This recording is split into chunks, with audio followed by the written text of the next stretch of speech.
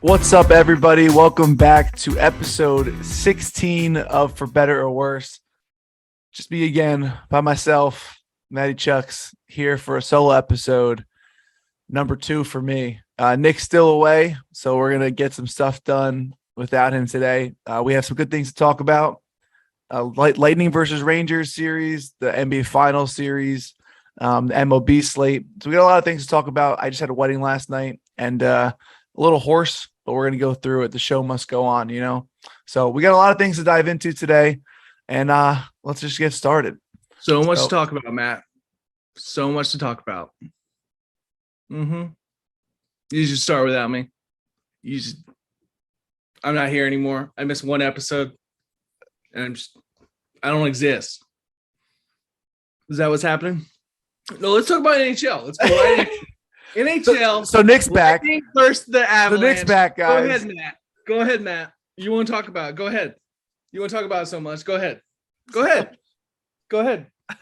not here. It was unexpected, but Nick's here. I don't know how he got in this. Matt, I'm not here. Go ahead. All right. No, I don't exist. Well, the Stanley Cup is set.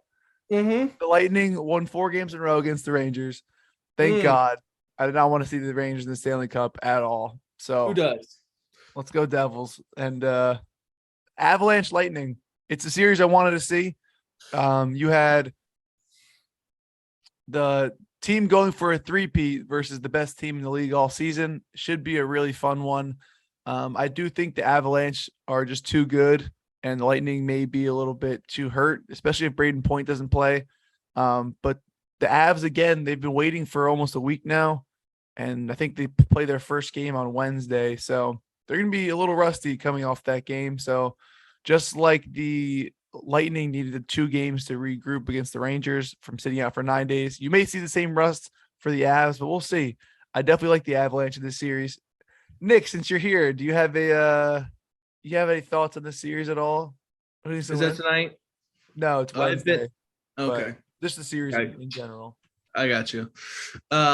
Hoping for something Braden Point would be great if he came back, but hoping for something just exciting, which, you know, with the Avs playing recently, it should be no matter what. Yeah. As far as matchup, I think this is the best matchup we could have had. Rangers, you know, I hate them. Full bias, but I think, you know, it's definitely the best matchup. Honestly, out of any of the teams, these two, I mean, it just works out perfectly with these two. And it should be really exciting. And like you said, 2-time going for that 3-peat versus one of the most exciting teams in the NHL right now. So that's exciting. Exciting to come back. I do want to let you know, since you've been gone, for the NBA Finals, remember the whole Kevon Looney thing? When if he scores over his points, they win the game.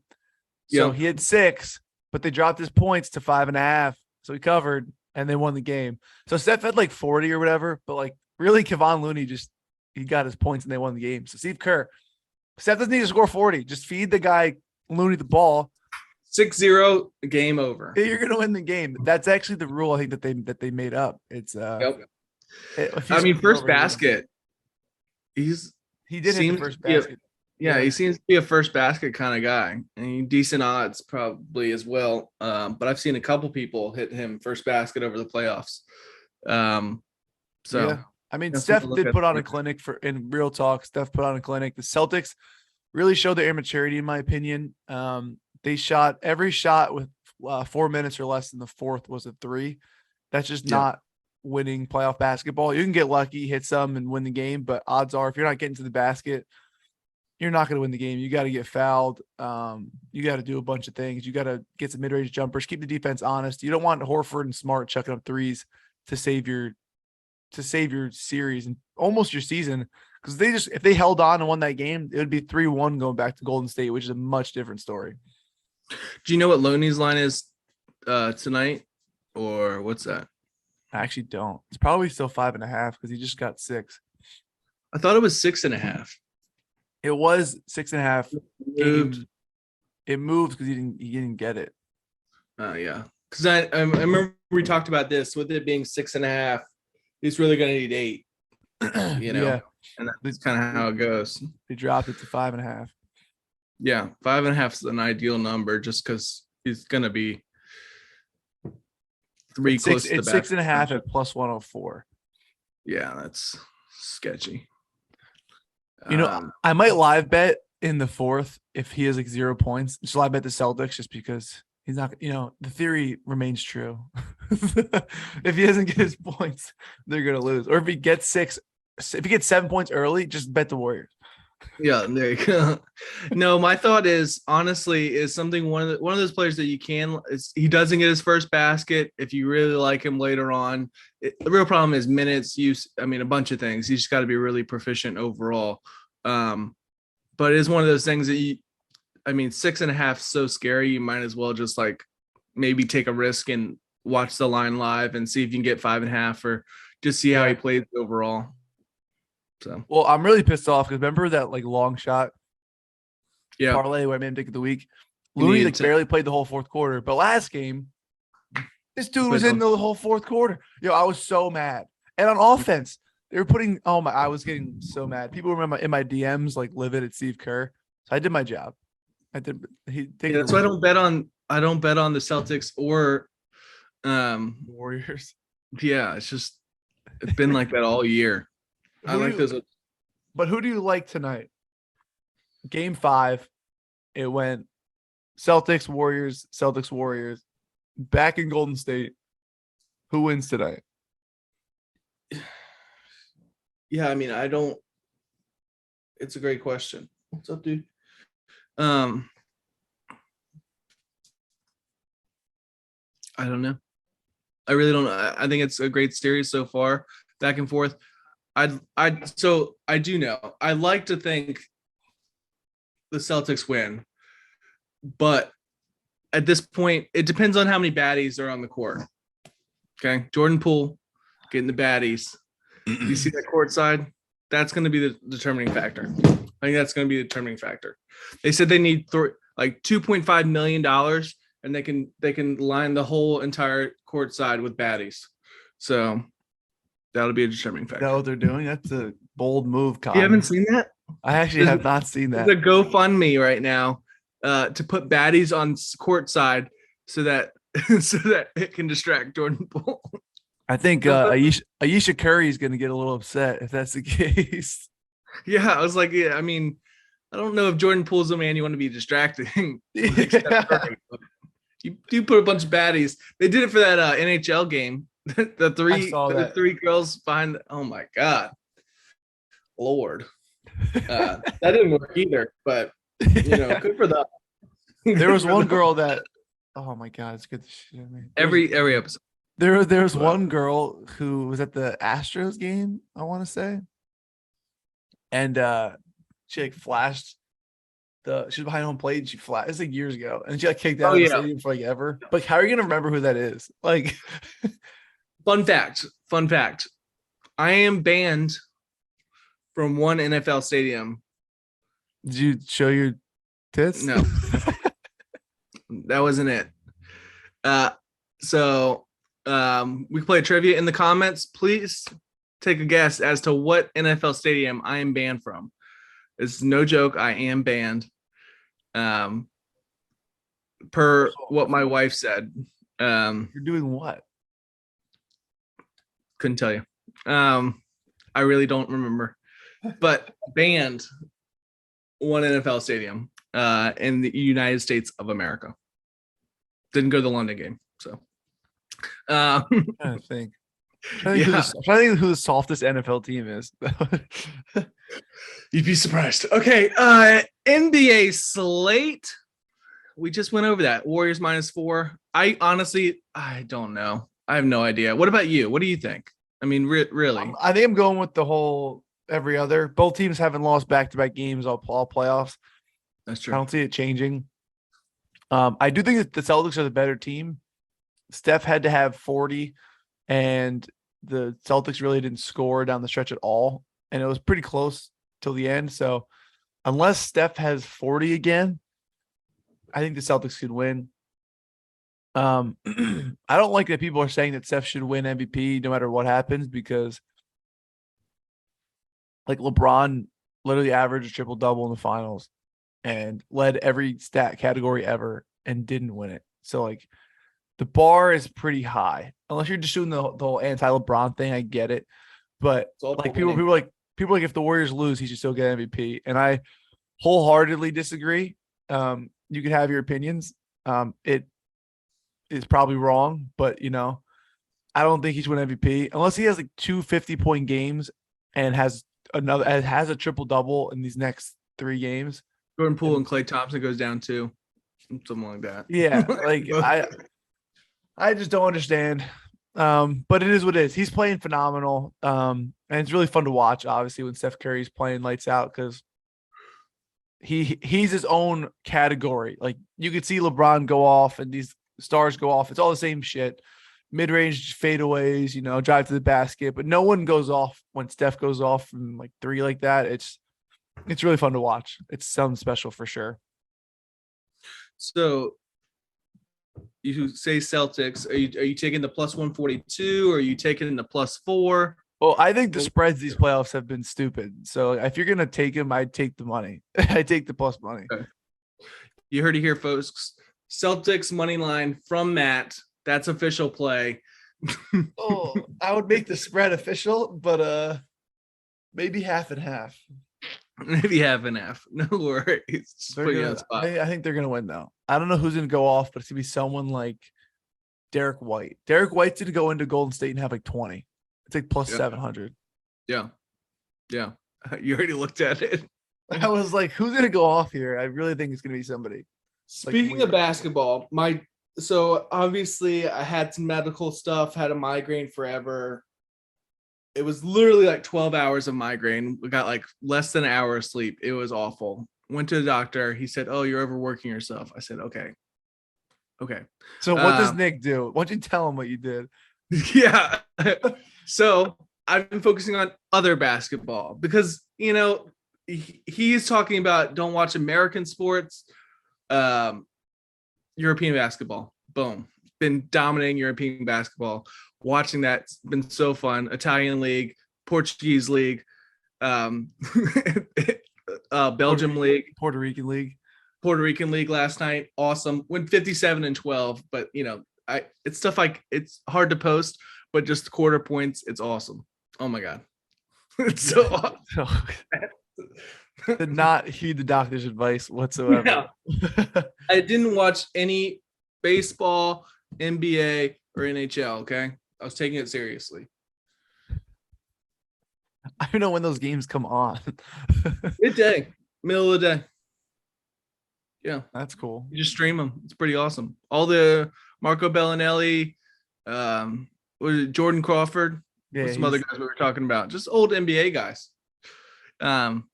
It's really for the atmosphere. My God, dude, they know how to cheer. Like it's just they got like seems like 15,000 people inside of a high school gym. Just players, giant flags, standing standing room only, just chanting the entire time. That's how it should be here. But whatever. But we're not like that. Yeah, we're not like that. But so I made a lot of money over the weekend. So I'm very happy. That being said, I'm not probably going to do it very much longer because logistically, it's pretty degenerate. Let's talk about some MLB, something that'll be here for a while. I haven't watched any, so catch me up. How you been? You like MLB? Is it good? Yeah. Doing pretty good. Had a slow weekend just because of the wedding stuff, but put 2 leans out on Saturday, both hit, and then one was hockey, but whatever. And put 3 plays out yesterday, went 2-1. One was plus money, so solid day, solid weekend overall. Actually, that long shot parlay that I posted, those 2 like first 5 things, they're both lost on technically the hook, if you want to call it, which pissed me off. But was it the over under hook or the minus half hook or both? It was the over under hook. The Braves were 4-1, top of the 5th, 2 outs, gave up a single, 2 outs, and then a home run. And then they didn't score in the bottom of the 5th, and I had under 5.5. So 4-1 would have won it. And the Astros, I had -1.5 and under 4.5, and they won the first 5-0. Yeah, So it that sucks. sucked. It was That really sucks. annoying. We almost had it. Especially since you went the -1.5, which is just so risky, but Yeah. There's rewarding like as far as odds. there was such little room for error on the Astros one because 4.5 and -1.5, it has to be 2-0, 3-0, 4-0, or 3-1, 2, or 3-1, 2. Yeah, that's it. That's like literally it. Yeah. Or no, 3-1 work. Yeah. Okay. So it's like five outs I had, or 6. Whatever. Either way, Yeah. it's been solid. We had some decent games today, really small slate. I think there's like 7 games. I can actually just double check. I saw some decent pitching matchups. I mean, Sandy is looking awesome overall. I think he's an NL MVP favorite. Yeah, If I'm looking at the notes correctly. you are. He's got what's his ERA now? He's the favorite though. He's 1.61. He's still obviously plus money, but he's the worst odds on the board. Going against the Phillies, I am very tempted to play Bryce Harper over 1.5 bases. But it's Sandy, so like it's extremely tough. Yeah. So I'm really not sure what I want to do because Harper obviously kills righties, and his stats versus Sandy career are really good, and he has a home run, done all that. Obviously, same division. He's batting 360 overall, 9 for 25 with the home run. So if there's someone I was gonna pick, it would be Bryce Harper. But at the end of the day, it's tough to play someone versus Sandy, and the odds are still at plus 100. So against Sandy, that's like, I don't even know if I want to do that. Yeah. But feel free to take it if you guys want to. It's a solid play, I think. Yeah. I mean, obviously, I go straight to looking at the pitching matchup. It's Nola versus Sandy. Sandy's got a decent overall matchup, and maybe you can tell me about the last 30 days if you want to look that up. But I mean, Phillies have been striking out a good amount. I see at least 4 or 5 good targets, but everybody's in that high. I mean, the 2 guys are in high teens and the rest are in the 20 plus. Yeah, so I see right now the last 30 days, Schwarber, Hoskins, Castellanos, and Bohm are the 4. Okay. Yeah. And that's and I'm seeing Stott too here on the bottom. He's at 19.1, so it's not like. So yeah, I mean, there's some decent matchups overall, but 6.5. He's got 6 last game versus the Nationals. Not the first time he's pitched it, and then 8, 14, 7, 5. I mean, he's kind of all over the place. I guess you could look at that overall, but not he's still a stud. He's not like a strikeout stud. He only strikes out people 23.8% of the time. As far as the game itself, it should be a great game. Maybe look at the over under. And once I get the ballpark, as far as the ballpark weather, what is this at?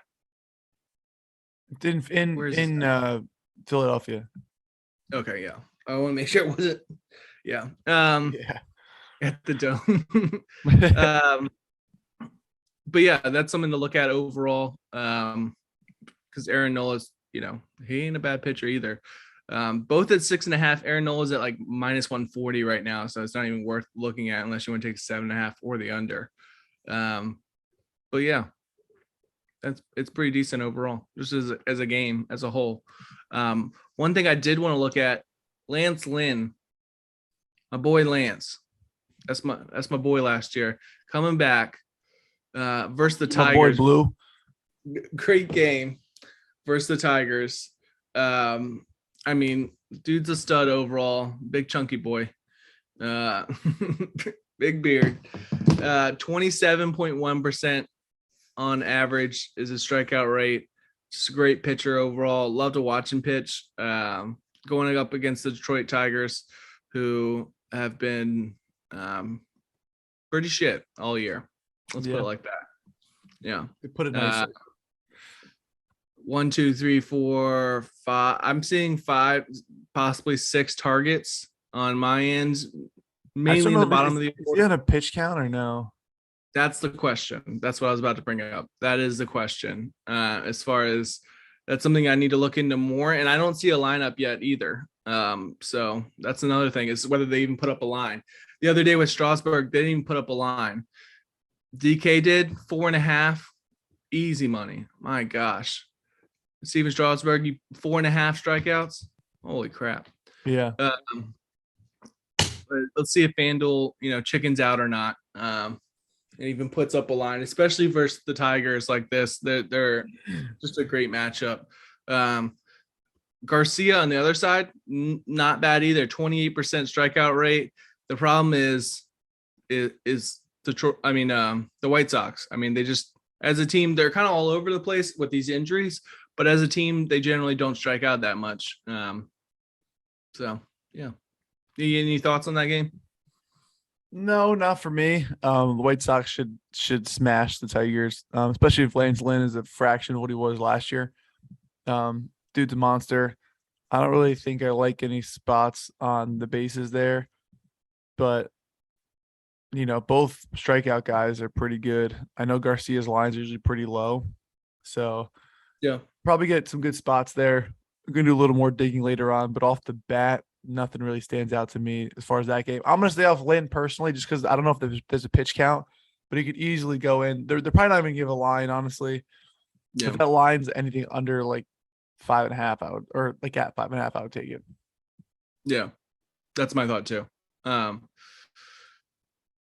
mean, is there any other? The slate is just kind of boring. It's a weird day to come back. It's just boring. Well, there's the Blue Jays, Orioles, which is also boring. But Manoah is the number 3 in the AL MVP, AL Cy Young voting behind McClanahan and Verlander. Manoah's got a 1.81 ERA, which is pretty amazing. It's a little bit worse than Sandy's, but Sandy's the favorite for the NL. So I know you're a big McClanahan guy. My boy. Any thoughts? Do you think Manoah can take this over, or no? Is he going to fade away? I don't think it's more him taking it over. It's more the other guys falling short if they have a couple bad performances. McClanahan, I mean, he can obviously a huge strikeout guy. I love him overall, but he can also throw a meatball down the middle every once in a while and just get crushed. When he's throwing that hard, it's going to get crushed sometimes, like Hunter Green. And he showed that last year, but he's looked so much better this year. And I look for that to continue. Hopefully, I mean, he's just a stud. But at the same time, maybe he gets crushed a couple games and that line goes down. So maybe it'll work out better, So, yeah. Verlander is he struggled at the beginning of the year. I feel like for at least strikeout wise, he had some weird games. He had like 2 strikeouts, but still a decent game overall. Which is fine for, at the end of the day, it's all about, how many runs can you keep off the board for the team. So, I mean, I really think that those two guys, I don't know. It's not like Manoah can have these huge strikeout games, and really put on some performances and catch. I don't know. I feel like those other guys have to fall short in order for him to catch up, if that makes sense. Yeah. No, I agree. I think you're right. I think these races are fun to watch, though. I kind of want to stamp some here and then come back to 2 months and see where the odds have changed and things like that. Sure. I think next episode or maybe later this week, I think I'm going to put my 2 Mount Rushmore spots where Ohtani and Harper are.